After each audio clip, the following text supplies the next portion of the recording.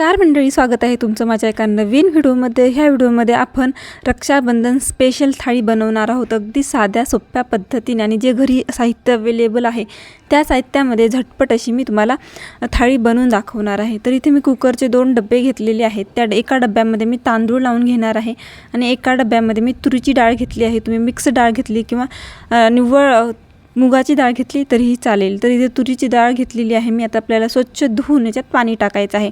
तर मी 2 वेळेस याला स्वच्छ धुवून घेतलेलं आहे आणि याच्यामध्ये पाणी ॲड केलेलं आहे। आता आपल्याला डाळीमध्ये टाकायचं आहे हळद आणि तांदळामध्ये टाकायचं आपल्याला चवीप्रमाणे मीठ।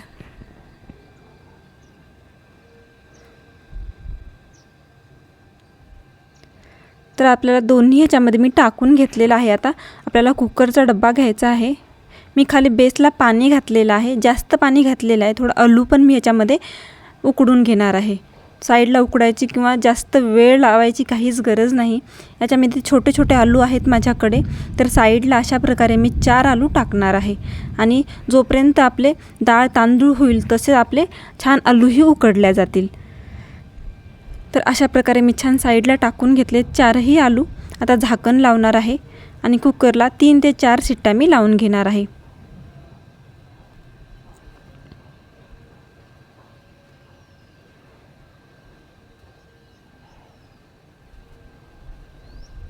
आता मी कुकर ठेवते गॅसवर। आता 4 शिट्ट्या होऊ द्यायच्यात आपल्याला, तोपर्यंत आपण इकडे पीठ मळून घेऊयात पुऱ्यांसाठी।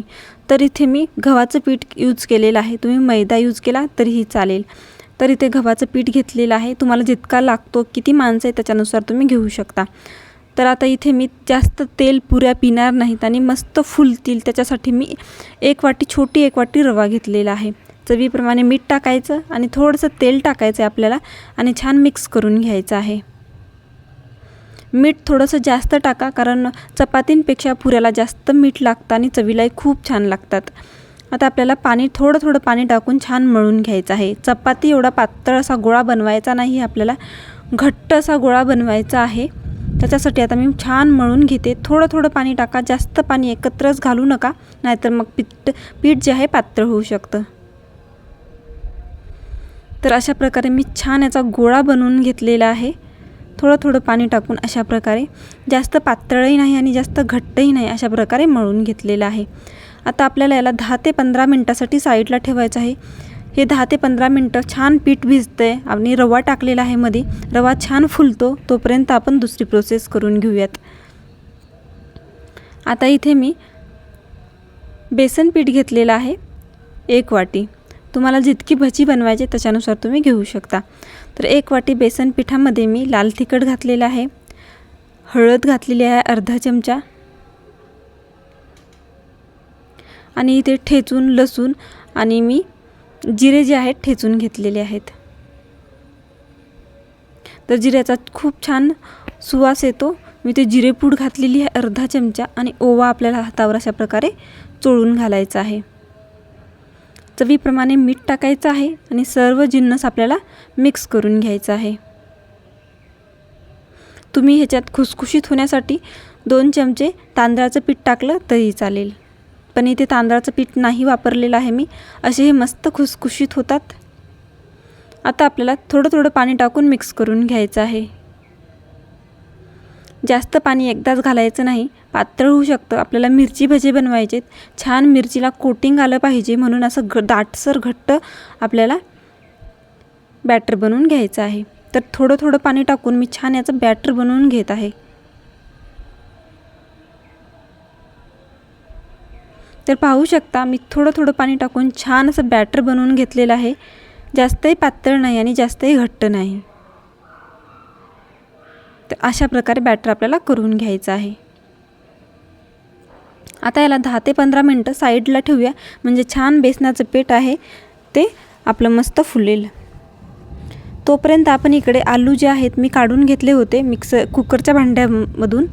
आता ते थंड झालेले आहेत, त्याची साल काढून घेऊयात। सगळ्या आलूची आपल्याला आता साल काढून घ्यायची आहे।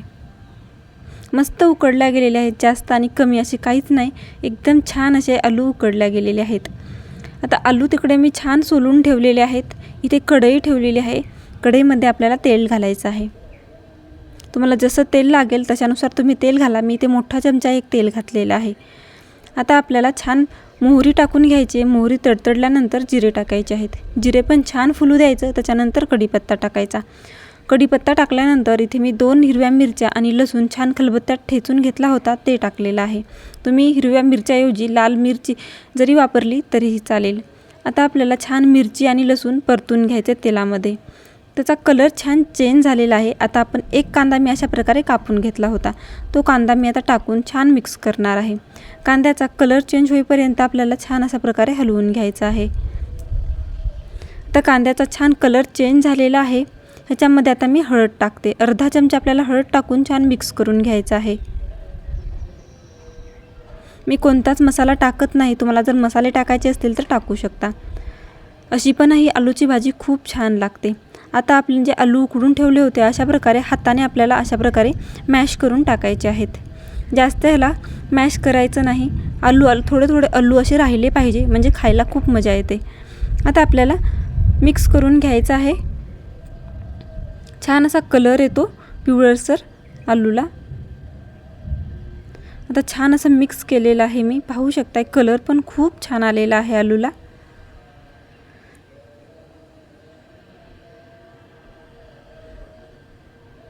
आता मिक्स झालेला आहे. आता आपण चवीप्रमाणे मीठ टाकूयात. त्याच्यानंतर आपण कोथिंबीर टाकूयात. आता आपल्याला अजून मिक्स करून घ्यायचं आहे कोथिंबीर आणि मीठ.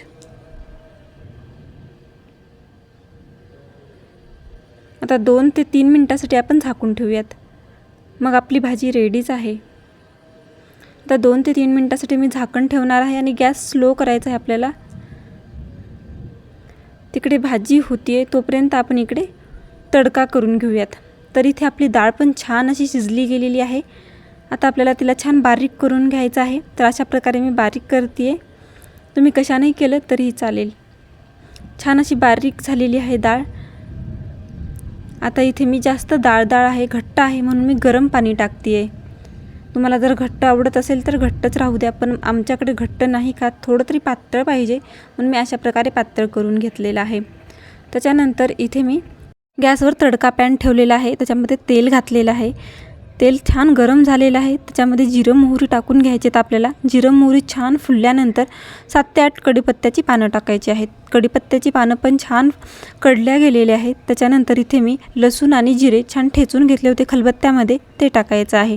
लसूण पण छान कडकडला गेला आहे. आता आपण एक मिरची अशा प्रकारे मी 2 भाग करून घेतलेले आहेत. आपल्याला ती पण टाकून छान कडवून घ्यायची तेलामध्ये. आता मिरची पण छान कडल्या गेली आणि लसूण पण तेलामध्ये छान कडल्या गेला आहे. आता आपण मसाले टाकून घेऊयात. तर ते लाल तिखट टाकलेलं आहे, अथर्व मसाला, गोडा मसाला आणि काळा मसाला टाकलेला आहे. तुमच्याकडे जे अवेलेबल असतील ते मसाले तुम्ही टाकून घेऊ शकता. आपला जो तडका आहे तो रेडी झालेला आहे. आता आपण ह्याच्यामध्ये टाकून घेऊयात. तर डाळीला मस्त तडका बसलेला आहे आणि खूप छान झालेली आहे. तुम्ही अशा प्रकारे एकदा नक्की करून बघा जर तुम्ही कधी केली नसेल तर. चवीप्रमाणे मीठ टाकायचं आणि लागेल तशी कोथिंबीर टाकून मिक्स करून घ्यायचं आणि आपलं हे तडक्याचं वरण रेडी झालेलं आहे. चवीला अप्रतिम लागतं. नक्की एकदा ट्राय करा अशा प्रकारे. आणि आपल्याला आता हे तडक्याचं वरण रेडी झालेलं आहे. आपण याला साईडला ठेवूयात. आता इथे गॅसवर मी एक कढई ठेवलेली आहे. त्याच्यामध्ये मी 2 वाट्या दूध घेतलेलं आहे. दूध आपल्याला छान उकळी आणून घ्यायची आहे. आमच्या लहानपणी ही रेसिपी खूप करायचे. नारळी पौर्णिमा आहे तर नारळीची एकतरी रेसिपी झालीच पाहिजे आणि ताटामध्ये गोड हा पदार्थ असायलाच पाहिजे. तर ताटात जेवण्यात थाळीत मजा येते.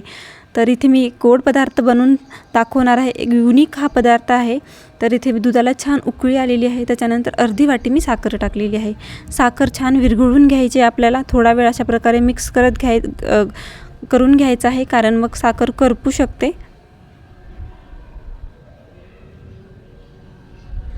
तर अशा प्रकारे छान मी मिक्स करून घेतलेला आहे.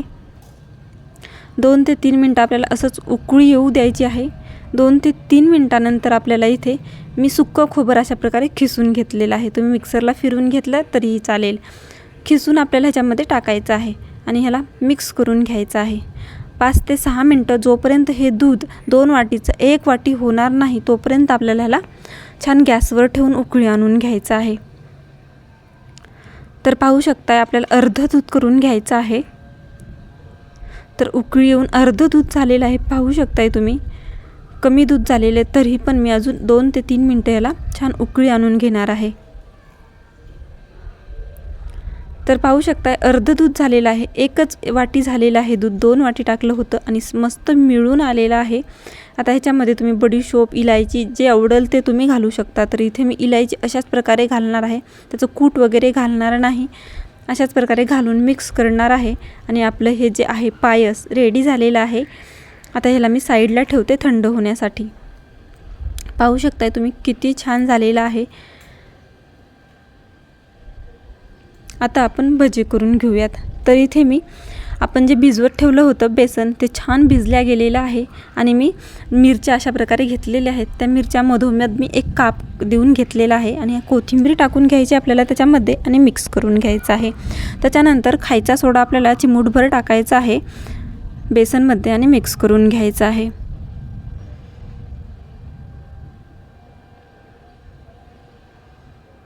तर अशा प्रकारे छान असं मिक्स झालेलं आहे, पाहू शकताय तुम्ही. जास्तही पातळ नाही आणि जास्तही घट्ट नाही. आता आपल्याला भजे काढून नंतर पापड तळायला थोडा वेळच होतो आणि पापड जास्त गरम तेलामध्ये तळत नाहीत, म्हणून आपल्याला अगोदर पापड काढून घ्यायचे आहेत. तर इथे मी लिज्जत पापड काढून घेते आहे, म्हणजेच उडदाच्या डाळीचे पापड काढते आहे. त्याच्यानंतर मी तांदळाचे पण पापड मी काढून घेणार आहे. कुणाकुणाला लिज्जत पापड खूप आवडतात आणि कुणाकुणाला तांदळाचे पापड. तर मी लिज्जत पापड नाही तांदळाचे पापड दोन्ही काढून घेणार आहे.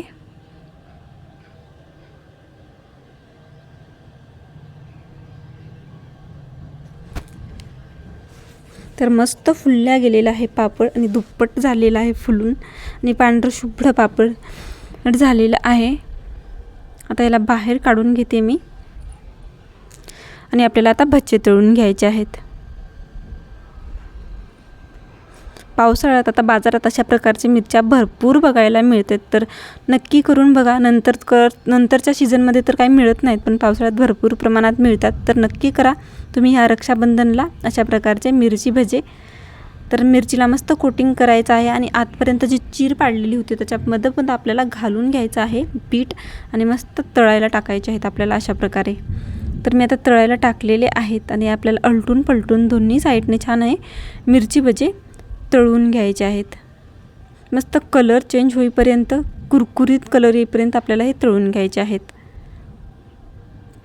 तर पाहू शकताय कलर चेंज झालेला आहे आणि भजे पण छान तळल्या गेलेले आहेत. आता मी बाहेर काढते. तर अशा प्रकारे आता आपल्याला बाहेर काढायचे आहेत.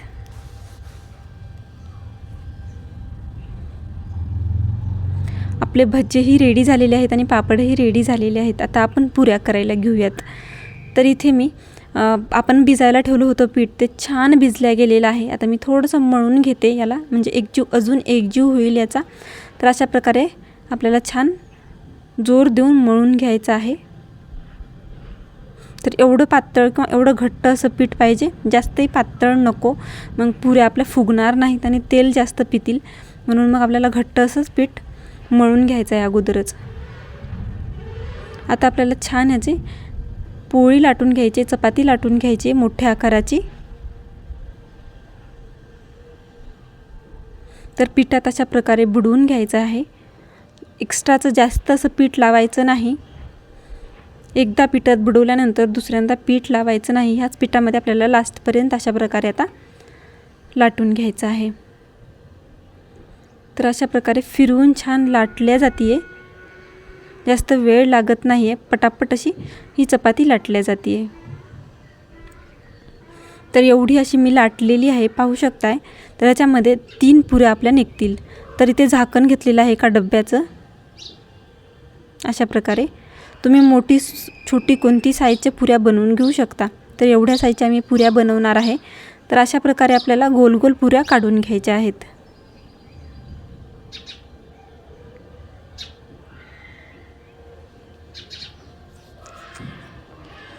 अशा प्रकारे आता मी पुऱ्या काढून घेतलेल्या आहेत. सगळ्या पुऱ्या आपल्याला अशाच प्रकारे आता करून घ्यायच्या आहेत. आता मी हे साईडला ठेवते आणि हे पण काढून घेते. पटापट होतात अशा पुऱ्या, तुम्ही नक्की करून बघा. तुम्हाला असा करायचा कंटाळा येत असेल तर तुम्ही त्रिकोणीही पुऱ्या करू शकता. पोळी लाटून घ्यायची आणि चाकूने त्रिकोणी आपल्याला कापून घ्यायचं. ते पण सोपंच आहे आणि हे पणही सोपंच आहे. आता तेल गरम झालं होतं. गरम तेलामध्ये मी पुऱ्या टाकलेल्या आहेत. पुऱ्या टाकल्यानंतर हलक्या हाताने आपल्याला दाबत राहायचं आहे, म्हणजे पुऱ्या ज्या आहेत तेलामध्ये मस्त फुगतील. तर अशा प्रकारे दाबत आपल्याला पुऱ्याला छान प्रेस करत तळून घ्यायचं आहे. तर पाहू शकताय तुम्ही मस्त पुऱ्या फुलल्या आहेत तेलामध्ये. आता दोन्ही साईडने तळून घ्यायचं आहे छान, ह्याचा कलर चेंज होईपर्यंत. तर कलर चेंज झालेला आहे. आता पुऱ्याला आपण बाहेर काढून घेऊयात. बिलकुल तेल पीत नाही, एकदम असे खुसखुशीत पुऱ्या होतात टम्म फुगून. आता दुसऱ्या पण मी टाकून घेते. आता ह्याला थोडंसं प्रेस करते मी आणि पाहू शकताय तुम्ही टम्म अशी फुगते. आता ही टम्म फुगली आहे. हिला दुसऱ्या साईडनं पलटून आपण दुसरी टाकूयात आणि हिला पण थोडंसं प्रेस करत छान असं टम्म फुगूयात. तर पाहू शकताय मस्त अशा पुऱ्या टम्म फुगतायत आणि बिलकुल तेल वगैरे पीत नाहीत. आता आपण बाहेर काढूयात ह्या पुऱ्यांना.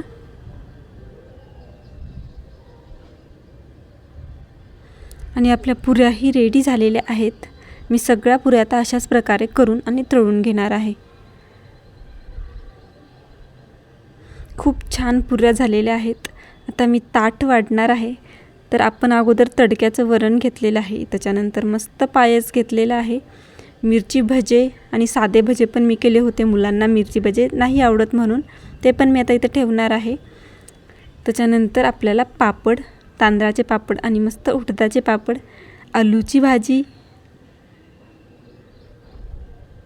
आमच्याकडे आलूची भाजी आणि जे पुऱ्या आहेत ते फेमस आहेत. भात ठेवलेला आहे मी. त्याच्यानंतर मस्त फुगलेले आपल्या पुऱ्या एकदम टम्म अशा फुगलेल्या आहेत. आणि मस्त इथं मी नमकीन बनवून घेतलं आहे. याचा व्हिडिओ जर तुम्हाला पाहिजे असेल तर कमेंट बॉक्समध्ये नक्की सांगा, मी तुमच्यासोबत शेअर करेलच लवकरच. तर इथे नमकीन अशा प्रकारे टाकून घेतलेला आहे आणि आपला आजचा मेनू रक्षाबंधनचा रेडी आहे. खूप छान थाळी झाली होती, चविष्ट झाली होती. तर नक्की तुम्ही या रक्षाबंधनला तुमच्या भावाला अशा प्रकारे थाळी बनवून द्या. तो पण खुश होईल आणि तुम्हाला पण खुशी वाटेल की काहीतरी नवीन बनवलं याची. तर नक्की अशा प्रकारे बनवा आणि व्हिडिओ कसा वाटला कमेंट बॉक्समध्ये नक्की सांगा. आणि भेटूया अशाच एका नवीन व्हिडिओसोबत. तोपर्यंत बाय बाय. आणि तुम्हाला आणि तुमच्या भावांना, तुमच्या कुटुंबाला रक्षाबंधनच्या खूप खूप साऱ्या शुभेच्छा. Bye bye.